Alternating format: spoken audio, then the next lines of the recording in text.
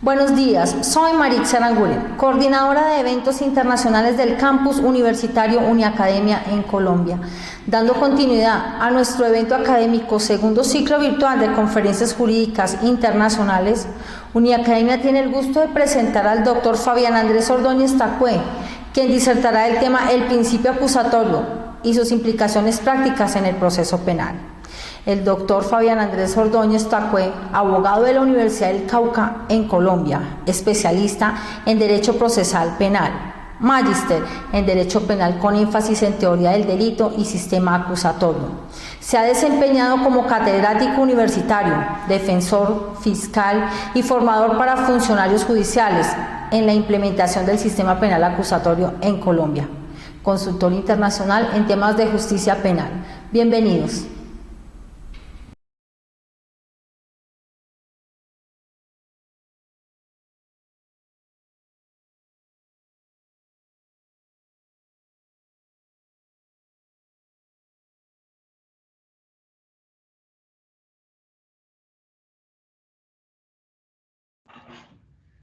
Hola, un buen día para todas y todos. Es un gusto compartir aquí con Uniacademia en este segundo ciclo de conferencias internacionales dirigidas a toda la comunidad jurídica de América Latina.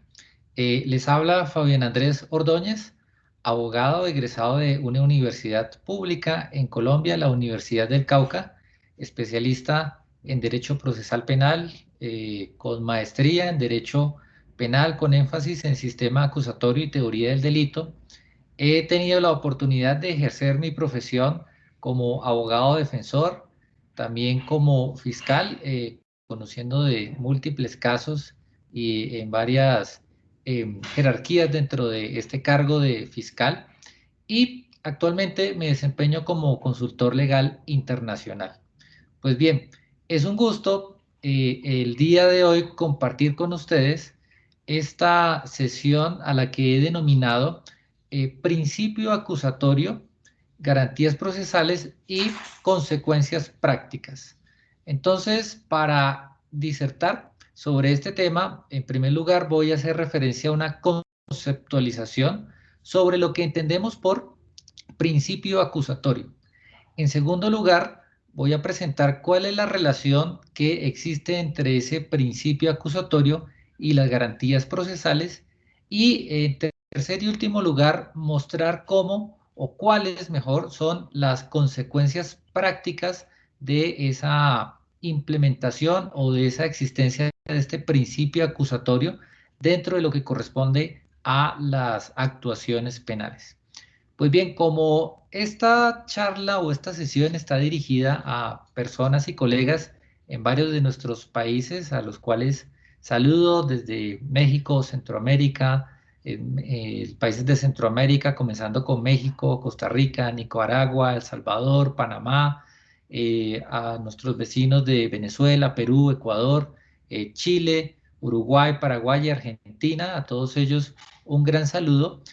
Voy a hacer una claridad previa y es que, dado la similitud que existe entre nuestros sistemas penales, pero también las diferencias o matices que hay en cada una de ellas, voy a precisar lo siguiente. Primero, en cuanto a la terminología, voy a utilizar el término actuación penal para referirme desde el inicio de la investigación hasta el final de la actuación con fallo, ¿sí? Con una decisión de fondo de un juez.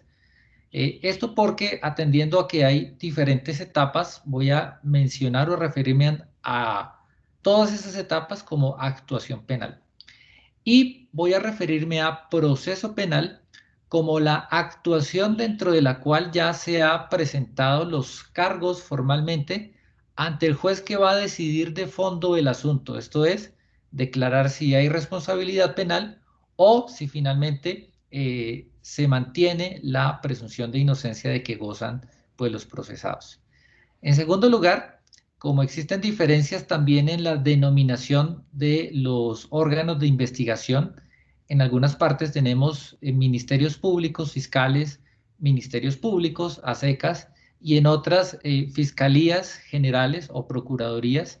Voy a denominar en general a todos estos organismos como el organismo encargado de la investigación, ¿sí o no? O el órgano investigador, el órgano investigador. Y también me voy a referir a los jueces que deciden de fondo la causa penal como jueces de conocimiento, ¿sí? Y si es del caso, a las personas o funcionarios que deciden sobre la legalidad de las actuaciones de la Fiscalía durante las etapas previas a la presentación de la acusación, los vamos a denominar en esta sesión en general como jueces de garantías, ¿cierto? O funcionarios de garantías, de control de garantías a la actividad de investigación que realizan los órganos de investigación en nuestros países, ¿vale? Bueno, entonces vamos a comenzar por conceptualizar un poco acerca de esta figura del principio acusatorio. Entonces, en virtud a este principio, en términos generales, la doctrina y la jurisprudencia coinciden en que se concreta en dos premisas fundamentales. La primera es que ningún ciudadano o ciudadana puede ser condenado o procesado por hechos de los cuales no ha sido previamente acusado, ¿sí? Significa entonces la garantía de que ninguna persona puede ser procesada en un juicio y emitida una sentencia por hechos según los cuales previamente no ha sido acusado, ¿sí? Bueno, ahora, ¿qué ocurre? ¿Cómo se pone en práctica esta garantía?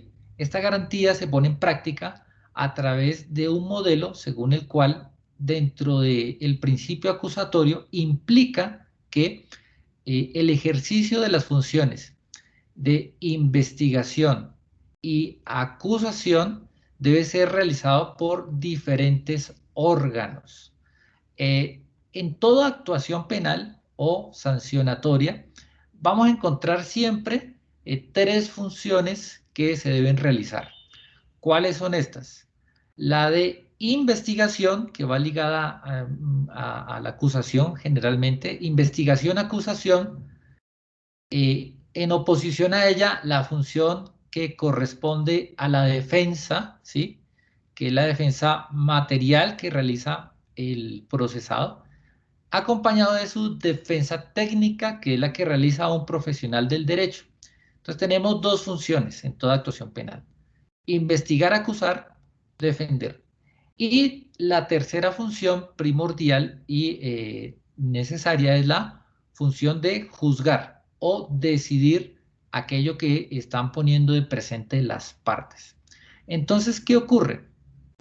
El principio acusatorio es un modelo según el cual el ejercicio de las funciones de investigación y acusación debe darse por un organismo o funcionario diferente de aquel que debe realizar el juzgamiento, ¿sí? Y mucho cuidado que, aunque estas funciones por regla general la realiza un organismo estatal, la de juzgar los jueces adscritos a la rama judicial del poder, y la de investigar el órgano de investigación que en la mayoría de países está, o de nuestros países está adscrito también a la rama judicial, en otros países está adscrito a la rama ejecutiva del poder, y eso tiene algunas implicaciones de las cuales hablamos más tarde. Aunque pertenezcan ambos a organismos del poder o del poder del Estado, deben ser organismos independientes. ¿Listo? El que investiga o quien investiga no puede ser la persona que va a decidir de fondo la causa, ¿sí? Y quien investiga tampoco puede ser la persona o no podrá ser la persona que tenga que practicar las facultades que le corresponden a la defensa. ¿Listo? Entonces, esas tres funciones están claramente divididas entre tres protagonistas diferentes. Entonces, ¿qué ocurre? Eh, la garantía de que una persona solo puede ser procesada o condenada o proferir una sentencia penal por hechos de los cuales previamente deba o debió haber sido acusada, pues puede ponerse a andar en varios sistemas procesales, ¿cierto? Es una garantía que, sin embargo, se entiende que se encuentra mejor realizada y complementada en esa otra premisa que hace parte del principio acusatorio, y es cuál: la división de funciones entre juzgamiento, investigación, acusación y defensa. ¿Listo? En términos generales podríamos decir que el principio acusatorio es un modelo también que permite o incide, va a incidir en la relación que se dan durante la actuación penal entre la defensa, el órgano de investigación y la judicatura o el juez que está llamado a decidir. Entonces, esta garantía o este principio acusatorio indudablemente considero que está ligado a los estados de derecho, ¿cierto? Que afortunadamente rigen en nuestros países. ¿Por qué razón? Porque siendo el poder penal, ¿cierto? Una de las más fuertes emanaciones o facultades del poder del Estado, noten ustedes que nuestros estados de derecho también están edificados sobre la división de poderes, ¿sí? Entonces, en un Estado de Derecho, el poder está dividido, ya sabemos, en las ramas legislativa, eh, ejecutiva y judicial. Entonces, como una emanación precisamente de ese Estado de Derecho, un procedimiento penal acorde a ese Estado o a ese tipo de Estado que rige en nuestros países, implica también que la investigación penal, el ejercicio del ius puniendi, del poder punitivo, también se realiza a través de una división de poderes, en las cuales el de investigar y acusar lo encabeza un organismo investigador, el de juzgar, jueces independientes, y el de defender, pues obviamente la defensa material y la defensa técnica profesional del abogado o abogada que corresponda. Bien, ahora bien, puede afirmarse que entonces este sería el modelo más acorde para garantizar o para que se dé cumplimiento a las garantías propias del proceso debido y las garantías judiciales reconocidas en nuestros países. Con esto, entonces, quiero pasar ya a abordar el segundo punto de esta intervención, que tiene que ver con las garantías judiciales y las consecuencias prácticas que tiene el principio acusatorio sobre la actuación penal y concretamente sobre las garantías o algunas de las garantías importantes que hacen parte del debido proceso. Bien, la sola existencia del principio acusatorio como tal hace posible que se cumpla una de las garantías primordiales consagradas, por ejemplo, en la Convención Americana de Derechos Humanos, que es ¿cuál? La imparcialidad. Por ejemplo, en la Convención Americana de Derechos Humanos, en su artículo 8, se indica que toda persona tiene derecho a ser oída con las debidas garantías y dentro de un plazo razonable por un juez o tribunal competente, independiente e imparcial, establecido con anterioridad por la ley en la sustanciación de cualquier acusación penal formulada contra ella o la determinación de sus derechos y obligaciones de orden civil, laboral, fiscal o de cualquier otro carácter. Entonces miren cómo este principio acusatorio eh, refleja dentro de esta garantía de la Convención Americana de Derechos Humanos, garantías judiciales, revela dentro de sí varios aspectos de ese principio, como por ejemplo que solo se pueda ser juzgado por un tribunal competente que sea independiente e imparcial. Entonces, cuando se reconoce esta garantía, obviamente coincide con una de las premisas o fundamentos del principio acusatorio, la división entre las funciones de investigar y acusar. Ahora, también dice este artículo octavo de la Convención Americana que el tribunal debe haber sido establecido con anterioridad por la ley, ¿sí? ¿Esto qué significa?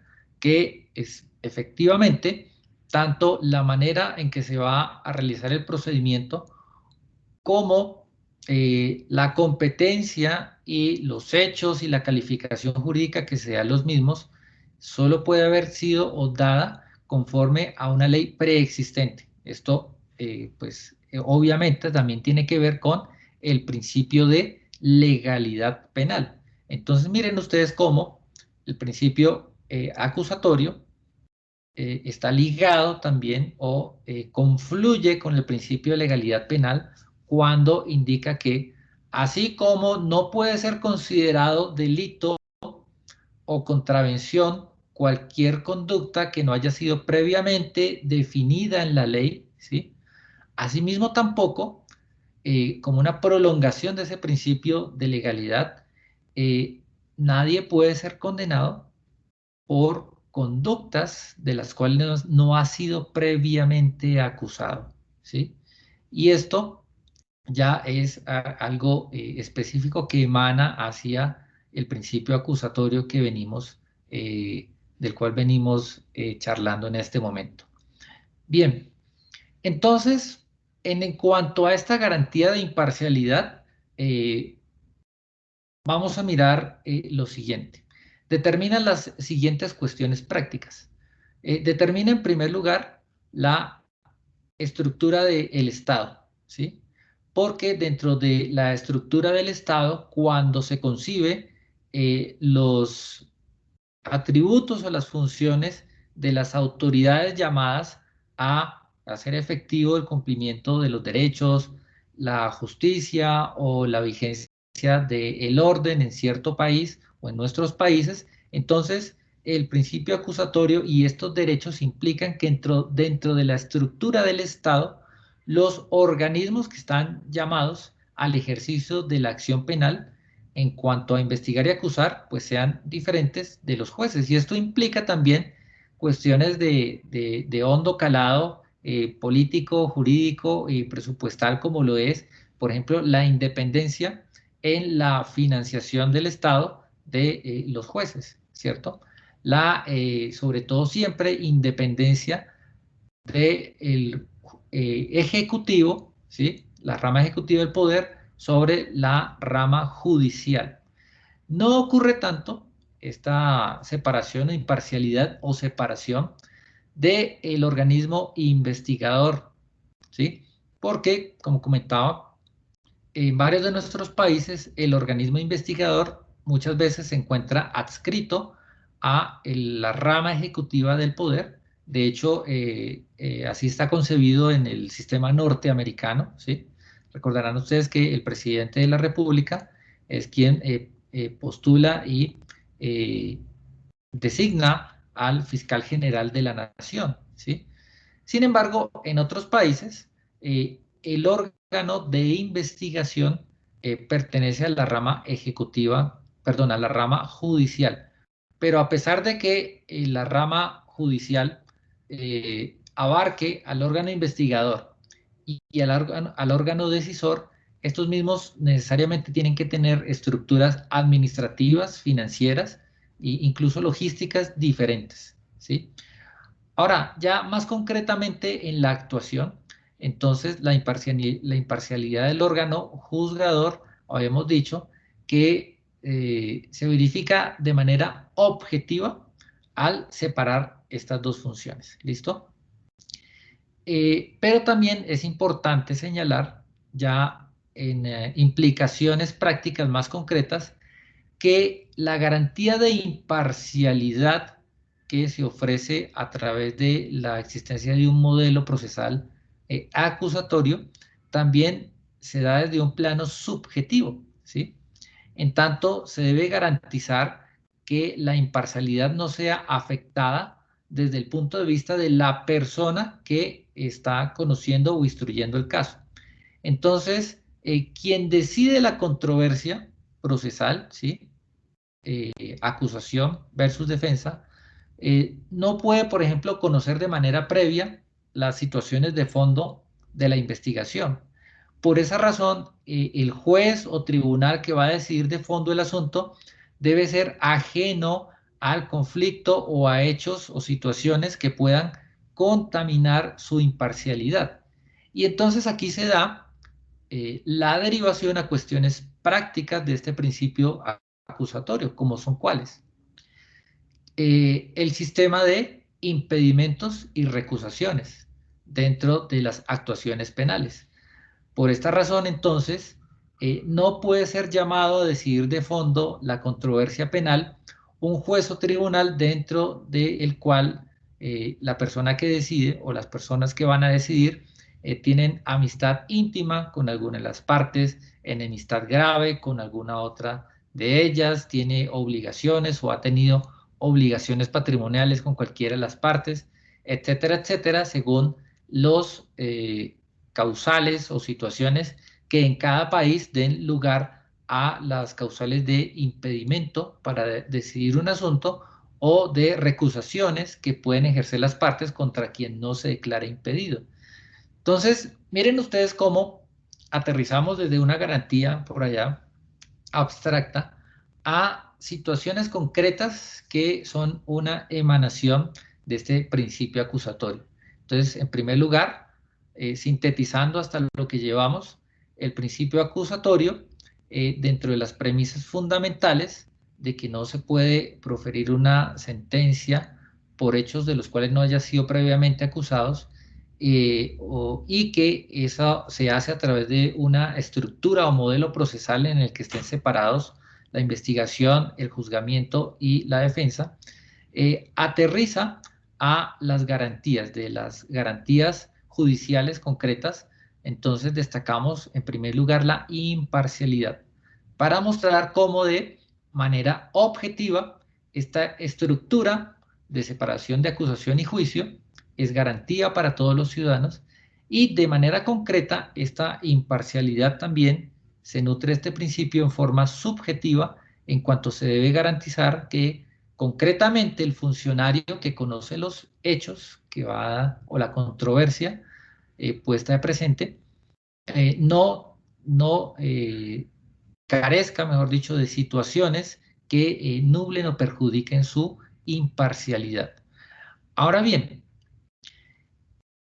esta garantía de la imparcialidad también está ligada a un aspecto muy interesante, que por ejemplo hoy en Colombia es tendencia, por lo menos desde hace un par de años, de unos 3 años para acá, y es el aspecto de la manera en que se concreta la presentación de los cargos, desde las diligencias donde se imputan cargos previamente o se comunican los cargos a través de un auto, y la manera en que se presentan los cargos como la pretensión punitiva ante el juez de conocimiento. Esto es que me estoy refiriendo a que en toda acusación o en todo señalamiento que se realiza a una persona que está bajo investigación penal o bajo cargos penales, generalmente vamos a encontrar que hay una atribución de hechos, ¿cierto? Una atribución fáctica y una calificación jurídica, ¿sí? Entonces, el principio acusatorio, al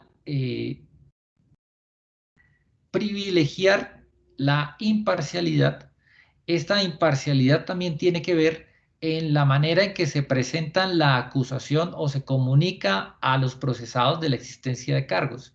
En Colombia, esta denominación es la de hechos jurídicamente relevantes. Entonces, ¿qué ocurre?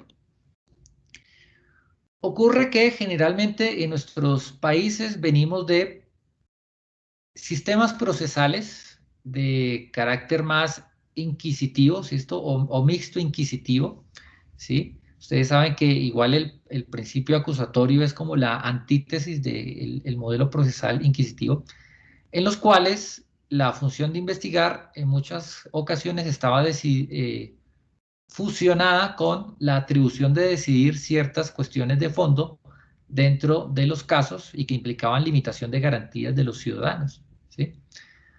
Eh, entonces, ¿qué ocurre? Muchas veces en varios de nuestros países se viene cargando con la inercia de ese sistema procesal y con esas prácticas del sistema procesal inquisitivo o mixto de tendencia inquisitiva. Y esto ha venido como a depurarse de una manera fuerte por nuestros tribunales y la doctrina en varios aspectos. Concretamente, en el de en la manera en que se conciben los hechos por los cuales se presenta la acusación. Entonces, hemos dicho, es una garantía que no se pueda condenar por hechos que no han sido previamente acusados. Pero la manera en que se acusa también refleja o debe materializar esa garantía de imparcialidad. Por esa razón, por lo menos para Colombia, cuando se presentan los cargos a través de una audiencia de formulación de imputación, en otras partes se hace a través de la presentación o notificación de un auto, ¿cierto?, de cargos, la vinculación a la investigación, ¿sí? Y la manera en que se redactan los hechos por los cuales se está presentando la acusación al juez de conocimiento, ¿sí? Esto es la manera en que se redactan los cargos a través de los cuales se solicita o se presenta la pretensión punitiva por el órgano investigador al juez, pues tiene una relevancia. Entonces, esto implica que, por ejemplo, cuando se presentan los cargos, sea una garantía de imparcialidad, que el órgano investigador se abstenga de presentar dentro del escrito de acusación o dentro del acto de acusación razonamientos probatorios. Si el juez ante el cual se presenta la acusación es el mismo que va a decidir el caso, ese juez no tendría por qué conocer el contenido y la valoración de los medios probatorios que dieron lugar a que en cuanto al órgano investigador surgiera la convicción de que había que acusar, ¿sí? Entonces, una cosa es que, por ejemplo, se acuse al ciudadano fulano de tal de que en cierta ciudad y en cierta fecha haya agredido físicamente con un arma de fuego a otra persona, causándole lesiones de seriedad y afectando su salud, ¿sí? Y otra muy diferente es que lo acusen de esos hechos y además se le exprese al mismo juez que va a decidir el caso, se le exprese en el escrito de acusación que esos hechos se consideran demostrados dado que fue percibido por un testigo, fue capturado por unos agentes del orden, fue recuperada un arma y se empiezan a hacer razonamientos probatorios. Entonces, en los sistemas procesales penales, en los cuales el juez ante quien se presenta la acusación va a ser el mismo juez que decide de fondo, una manera de garantizar la imparcialidad de ese juez es que no se incluyan razonamientos probatorios en el acto a través del cual se presenta la acusación, ¿sí? Pero ojo, porque eso sería diferente en sistemas procesales donde, por ejemplo, el juez de conocimiento es un juez que, como en Estados Unidos, rige la legalidad del rito de la acusación, pero la decisión de fondo es tomada por un jurado, ¿sí? Porque, pues obviamente al jurado no se le puede presentar previo a la práctica de la prueba razonamientos probatorios ni el contenido de los medios de prueba, ¿sí? Pero para garantizar, sobre todo en la mayoría de nuestros países, donde el juez al que se le presenta la acusación es el mismo que decide de fondo, entonces se debería, para garantizar esa imparcialidad, que se debería por el órgano investigador evitarse la presentación de razonamientos probatorios, ¿sí? Punto número 1, salvo que ese juez no decida de fondo y quien lo decida es el jurado. O salvo que, como en Estados Unidos, ese sea una especie de gran jurado donde se decía, bueno, si se observa que hay un mérito razonable para acusar, se habilita la presentación de la acusación, pero las pruebas van a ser razonadas y practicadas ya solamente en presencia del jurado que va a decidir de fondo el asunto. Bien, vamos a ver esto también cómo se conecta con los principios de inmediación o el principio según el cual, en virtud de este principio acusatorio, solo podría considerarse como prueba válida para decir de fondo el asunto la que se practica en un juicio oral con posibilidad de controversia por la defensa y en presencia de el juez o el jurado que vaya a tomar la decisión sobre responsabilidad o no responsabilidad penal. Bien, continuamos entonces dentro de la garantía de imparcialidad ligada al principio acusatorio, la cual tiene, por ejemplo, otra manifestación en la posibilidad o no de plantear pruebas de oficio, de que el juez que conoce del caso ya en el proceso penal como tal, después de presentada la acusación, mirar si hay facultad para que este juez determine o decrete o no pruebas de oficio. Pues bien, algún sector de la doctrina dice que el principio acusatorio no se opondría a la posibilidad de práctica de pruebas de oficio o del decreto de pruebas de oficio por parte del juez. En mi país, en Colombia, se resolvió de manera diferente y precisamente pues una solución a la cual estoy muy conforme y que comparto.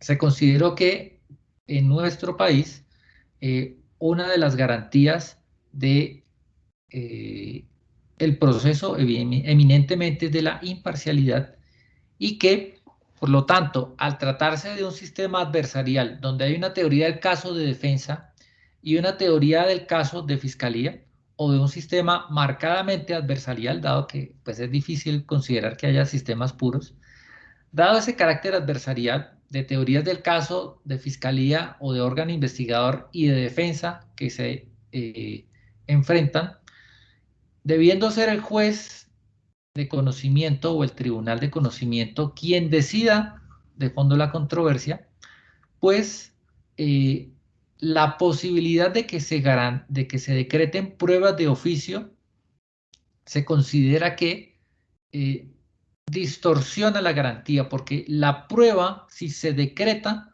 pues normalmente no hay una prueba que sea de carácter neutra, ¿sí?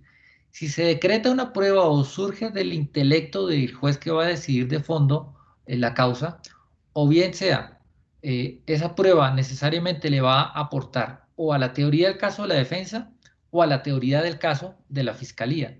Entonces, al preservar esa imparcialidad del juez, se decidió que era inconstitucional o se considera inconstitucionalidad la posibilidad de que se decidan pruebas de oficio en los procesos penales en Colombia. Esta es una decisión muy interesante porque, claro, se planteaba una discusión y es, bueno, pero si lo que se supone que se pretende en el proceso penal es el esclarecimiento de la verdad y se considera por el juez que hay una prueba que puede esclarecer la verdad, entonces, ¿por qué no puede el juez de conocimiento decretar la prueba si el fin último de la actuación penal es el esclarecimiento de la verdad? A lo cual se realizó por nuestro tribunal o corte constitucional un razonamiento muy interesante, y es que por supuesto que es deseable y a lo que se aspira a través de la actuación penal, entre otras cosas es al esclarecimiento de los hechos y la determinación de la verdad de lo ocurrido. Sin embargo, ese descubrimiento de la verdad no puede realizarse a costa de las garantías de las personas involucradas ahí, concretamente los procesados. Entonces se dijo que si bien es cierto, se aspira a conocer la verdad, también es cierto que la forma o las formas dentro de las cuales se aspira a conocer esa verdad deben guardar ciertas garantías. Y una de ellas primordial es de que la persona que decide sea imparcial. Por lo tanto, al facultar al juez para que decrete una prueba que surge de su intelecto o de su lectura de las teorías del caso, se está desbalanceando ese principio de imparcialidad. Además de que, de existir dudas en cuanto al esclarecimiento de los hechos, pues estas no deberían llamar o ser suplidas por la posibilidad de pruebas de oficio que decrete el juez, sino que deberían ser suplidas por una garantía fundamental de todo procesado que deriva de el derecho a la presunción de inocencia, ¿cierto? La garantía de presunción de inocencia. ¿Cuál es? Que toda duda que surja respecto a la responsabilidad o posible responsabilidad del procesado debe resolverse a su favor. Principio indubio pro reo, ¿sí?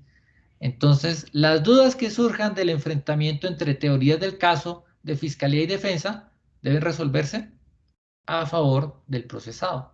Por tal razón, no se opone entonces la prohibición de decreto de pruebas de oficio al esclarecimiento de la verdad. Le compete dentro de ese enfrentamiento de adversarios a las partes esclarecerlo a través de las prácticas de la práctica de las pruebas que sean solicitadas, ¿sí? Bien, otro principio que también emana del el principio, o otra garantía, perdón, también ligada al principio acusatorio, y con esto pasamos de temas de imparcialidad al tema de igualdad. Entonces, el tema de igualdad y concretamente podríamos decir el tema de igualdad de armas. ¿Qué implica entonces el principio acusatorio como garantía o como principio relacionado con las garantías procesales en términos prácticos? Que la igualdad de armas implica que cuando ante el juez que va a decidir de fondo se presenta el órgano investigador y la fiscalía, para el juez, tanto el órgano investigador como la defensa son dos litigantes en igualdad de condiciones, ¿sí? Son dos litigantes en igualdad de condiciones. Entonces, si el juez es imparcial y vamos a tener una controversia, se debe entender que las afirmaciones que realiza la fiscalía y las afirmaciones que realiza la defensa deben ser medidas en igual condición, en una contienda entre iguales. Obviamente, sabemos que el órgano investigador cuenta con prerrogativas en cuanto a el poder de investigación, poder delimitar ciertos derechos fundamentales en pro de realizar la investigación y el esclarecimiento de los hechos, y que la defensa obviamente se presenta en un plano desigual respecto a el inmenso poder que representa el poder o las facultades de investigación de los órganos encargados de hacerlo. Sin embargo, este desnivel o esta desigualdad que se da en la fase previa o en la fase de investigación, que se da en la fase previa al proceso penal, pues se suple en el momento en que se presenta el escrito de acusación, frente al cual se presentan el órgano investigador y la defensa como dos litigantes en igualdad de condiciones frente al juez de conocimiento. Y esto, pues, debe ser así, porque, entre otras cosas, pues representa aquella imagen de la justicia según la cual la balanza siempre está equilibrada. Obviamente, en la práctica conocemos que hay situaciones y un desequilibrio inherente, por así decirlo, que perjudica a la defensa sobre el poder de los órganos de investigación. Sin embargo, garantías como la presunción de inocencia, el indubio pro reo y la correspondiente carga de la prueba que tiene que asumir la Fiscalía General de la Nación, pues son elementos que permiten equilibrar esta situación. Ahora bien, esta igualdad de armas también se da ya más allá de la parte de proceso penal, en la parte de investigación o indagación de los casos, ¿cierto? Dentro de la fase de investigación o esclarecimiento de los hechos. Dado que, como la investigación de los hechos puede implicar la afectación de garantías fundamentales, piénsese, por ejemplo, en interceptaciones de comunicaciones, piénsese, por ejemplo, en la utilización de seguimientos a las personas, de vigilancia de las residencias, de la posibilidad de hacer cateos, registros o allanamientos, de incautar dispositivos electrónicos en los cuales existe información de interés para el caso, pero en los cuales también están de por medio derechos de los ciudadanos como la libertad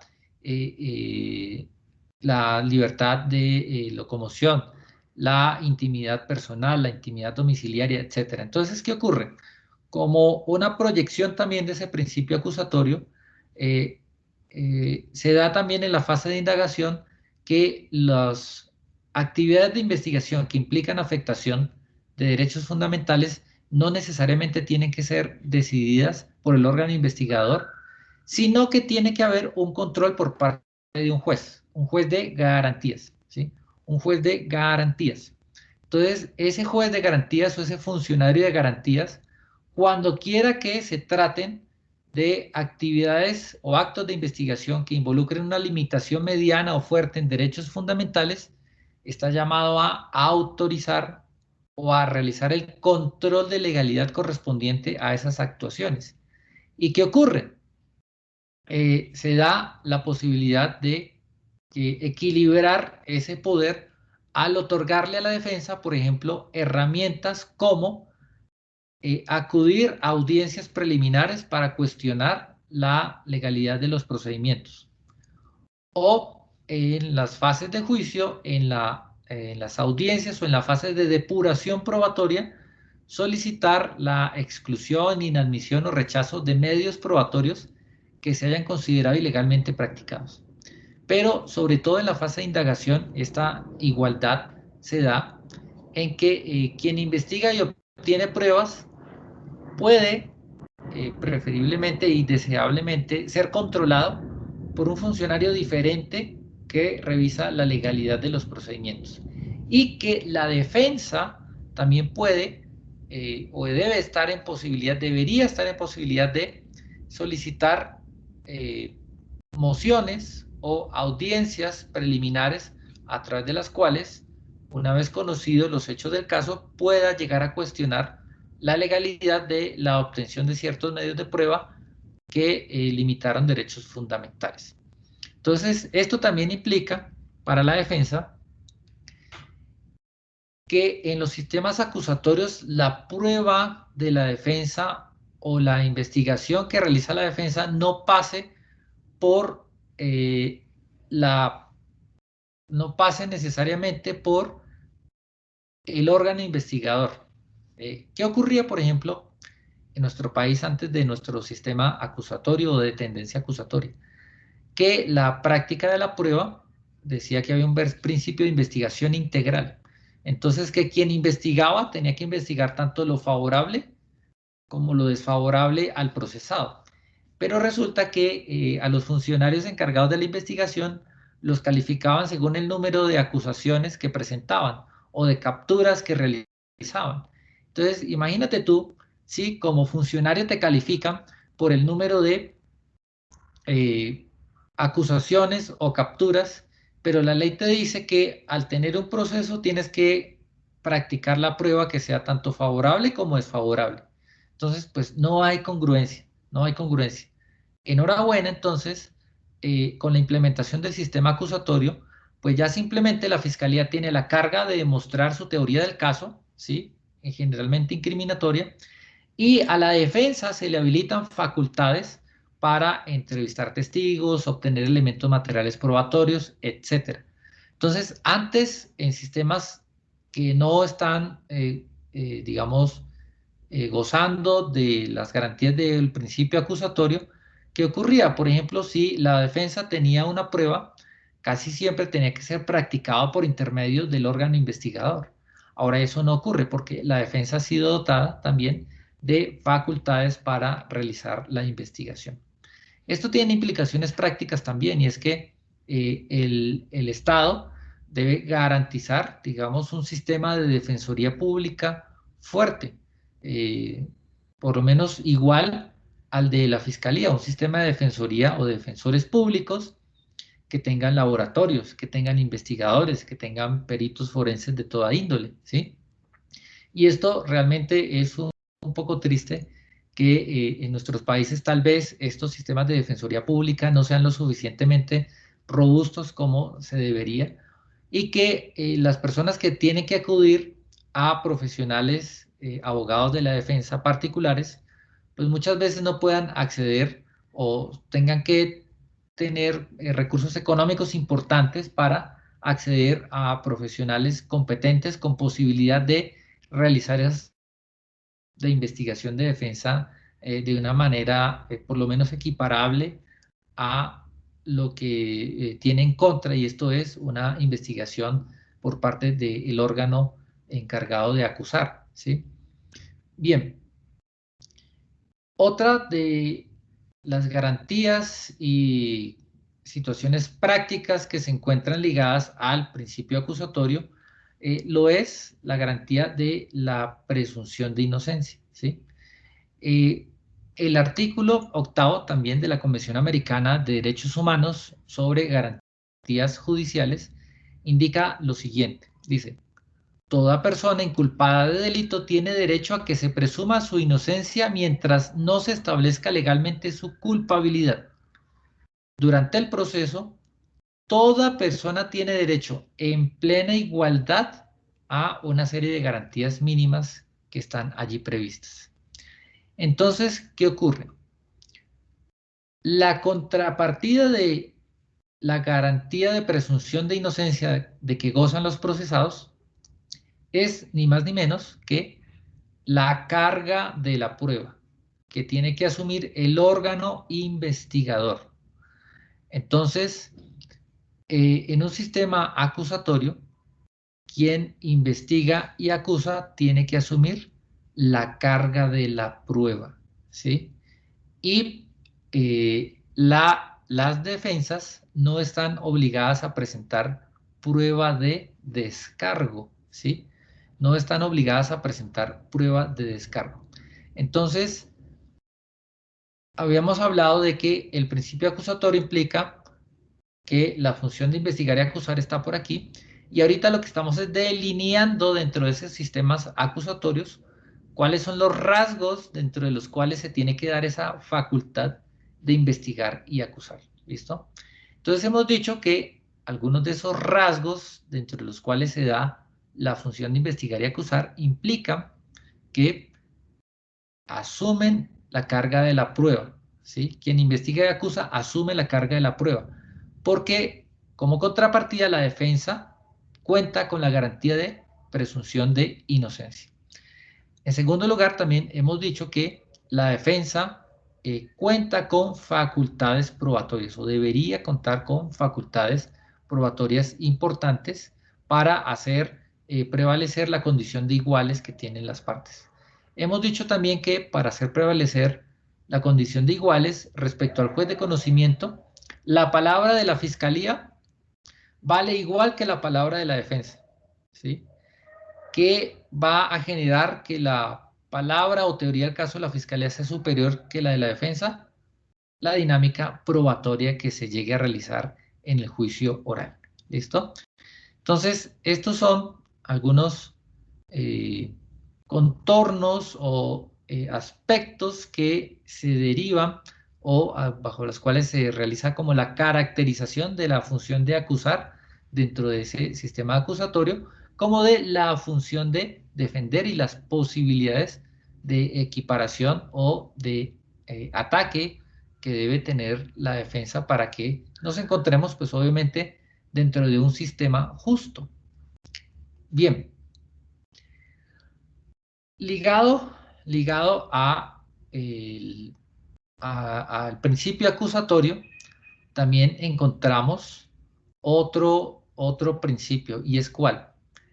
Que como quien investiga no puede ser la misma persona que decide, y que quien tiene que decidir es un juez independiente. Entonces, todos los medios probatorios que se obtuvieron para realizar la acusación no pueden ser tenidos como pruebas para tomar decisiones de fondo, ¿sí? En cuanto a la responsabilidad penal.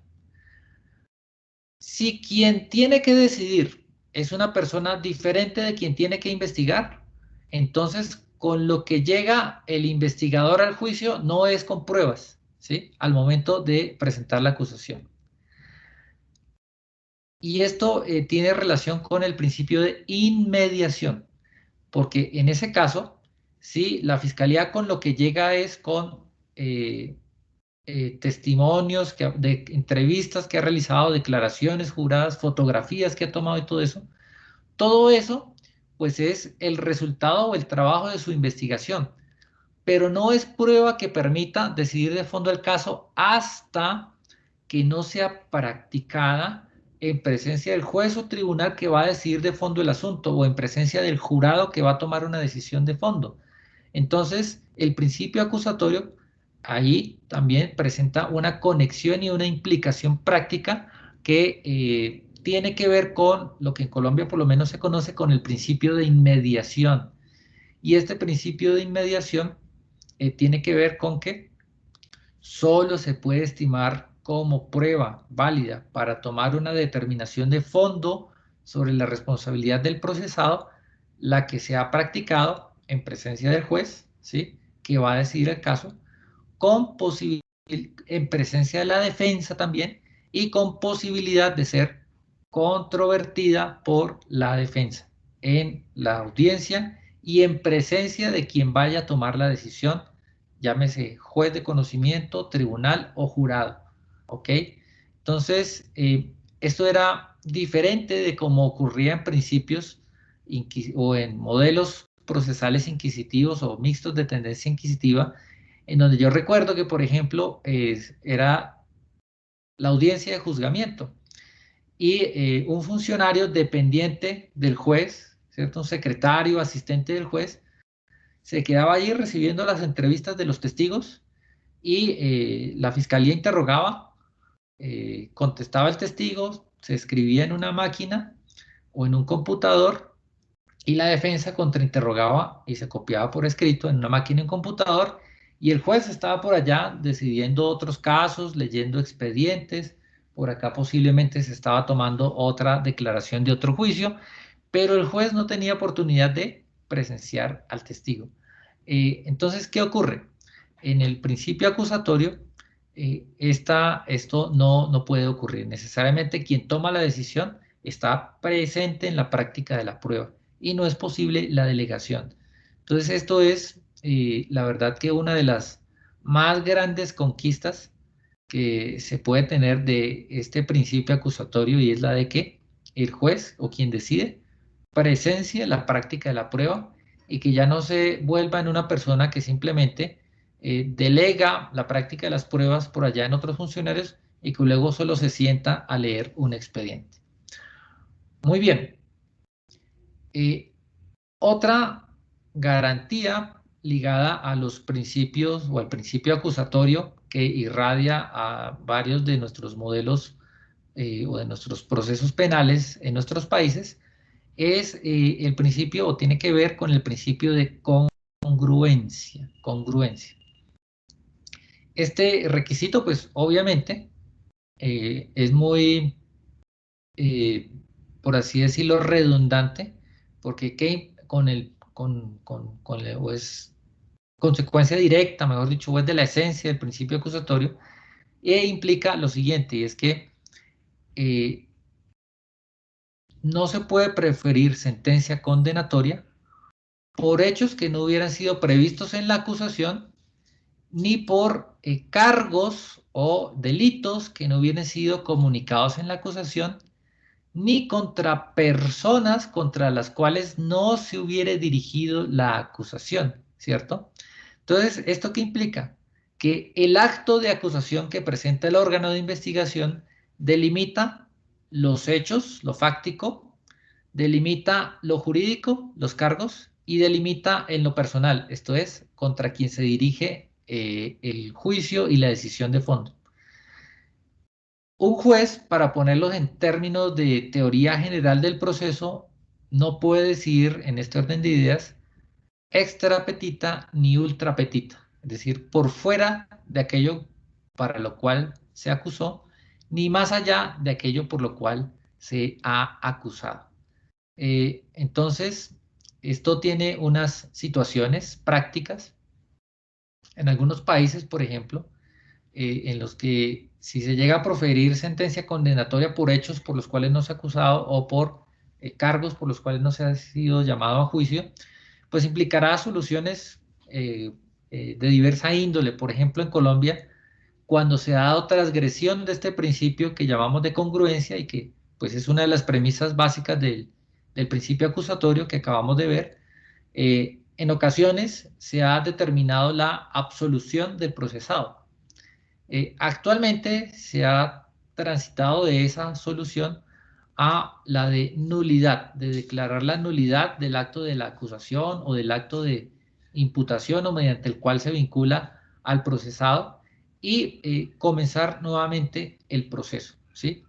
Cada país, estas tensiones que se dan cuando, o situaciones que se dan cuando el fallo se extralimita o no toma en cuenta los hechos, la persona y el fact y la calificación jurídica, pues ya tendrán sus particularidades. Lo cierto es que el principio acusatorio como tal, lo que sí puede es orientar la manera más justa en que se van a resolver estos puntos. Bien, otro aspecto a tener en cuenta es que el principio acusatorio no necesariamente se opone a la existencia de herramientas legales que sirvan como salidas alternas al juicio, ¿sí? El principio acusatorio no incluye, como dentro de su esencia, ni excluye tampoco necesariamente la posibilidad de que haya mecanismos de justicia eh, eh, negociada, como los acuerdos entre el órgano investigador y el procesado, o de aceptación unilateral de los cargos presentados por el órgano de acusación. No se afecta y no se considera que se afecta la garantía de imparcialidad del órgano de juzgamiento, en tanto, pues también la defensa normalmente tiene derecho, o el procesado, a renunciar a las garantías de contar con un juicio público, oral y contradictorio. Entonces, si se parte de la posibilidad que se tiene de renunciar al juicio público, oral y contradictorio para acoger un beneficio en la imposición de la pena, pues queda al juez de conocimiento decidir el caso. Y esto pues no violenta o no transgrede el principio acusatorio ni es contrario. Vuelvo y reitero, el principio acusatorio ni favorece ni desfavorece este tipo de situaciones, pero lo cierto es que dentro del poder de juzgamiento que tiene el juez, sí se da por lo menos la posibilidad de que el juez haga una verificación mínima razonable de que quien está aceptando los cargos realmente haya al menos una demostración razonable o de elementos probatorios que permitan establecer que efectivamente esa persona sí estaba comprometida con los hechos que le fueron atribuidos. Esto para evitar que, por ejemplo, se den situaciones donde se asuma responsabilidad por hechos y a través de eso se esté encubriendo a otras personas, ¿sí? Y sobre todo para evitar también que se violente la garantía de presunción de inocencia. Esto es que una persona, tal vez desfavorecida en su tema de defensa técnica, no haya recibido la mejor asesoría, termine aceptando los cargos como resultado y en un caso en el que a lo mejor no estaba llamado a tener responsabilidad penal. Y esto ha ocurrido, por lo menos en Colombia, nuestro Tribunal Penal de Casación ha llevado casos en los cuales se dio una aceptación de cargos y se puso a conocimiento del juez, se profirieron condenas, por A o B razón llegó el caso hasta el Tribunal Superior o hasta el Tribunal de Casación y se determinó, bueno, pero aquí observamos que quien acepta los cargos los acepta por una conducta que claramente es atípica, ¿sí? Entonces, por esa razón, dentro de este modelo procesal acusatorio, por ejemplo, sí es deseable que, a pesar de que se renuncia a la garantía de tener ese juicio público, oral y contradictorio para tomar un beneficio, el juez tenga unas atribuciones razonables de verificación de la responsabilidad de esta persona y obviamente de determinación de la legalidad de la pena que ha sido pactada o que él debe imponer, ¿sí? Bien, estos son por ahora las garantías y consecuencias prácticas que considero emanan y es importante tener en cuenta del principio acusatorio.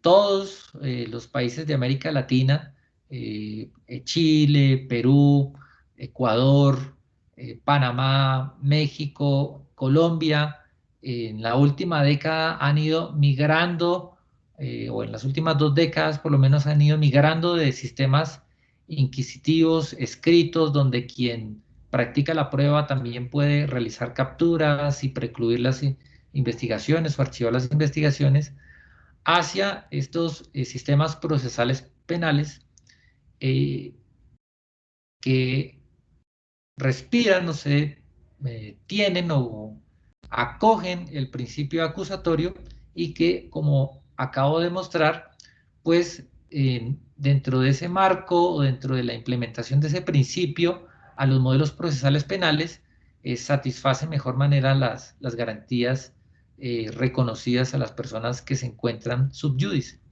En conclusión, diré entonces que entender el principio acusatorio y la manera en que regula las relaciones entre las partes, órgano investigador, juez de conocimiento y defensa, facilita la comprensión de figuras procesales concretas en la actuación penal, como por ejemplo el sistema de impedimentos y acusaciones, la separación entre investigación y juicio, la separación entre jueces o tribunales de conocimiento y jueces de garantías, las facultades de que goza la defensa, etc.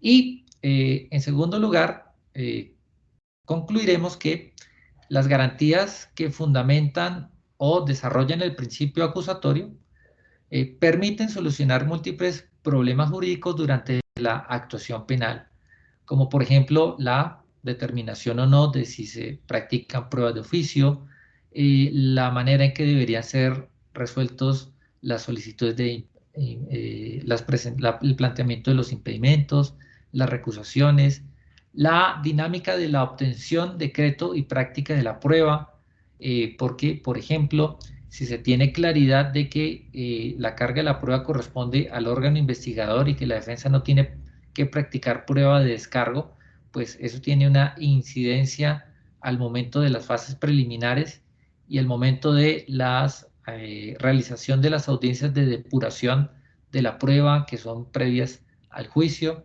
etcétera, etcétera. Entonces, pues esto ha sido todo por hoy. Para mí ha sido un gusto compartir con mis colegas de América Latina esta disertación y muchas gracias a Uniacademia y espero sigan realizando con mucho éxito el final o las siguientes charlas de estos ciclos internacionales. Hasta una próxima oportunidad.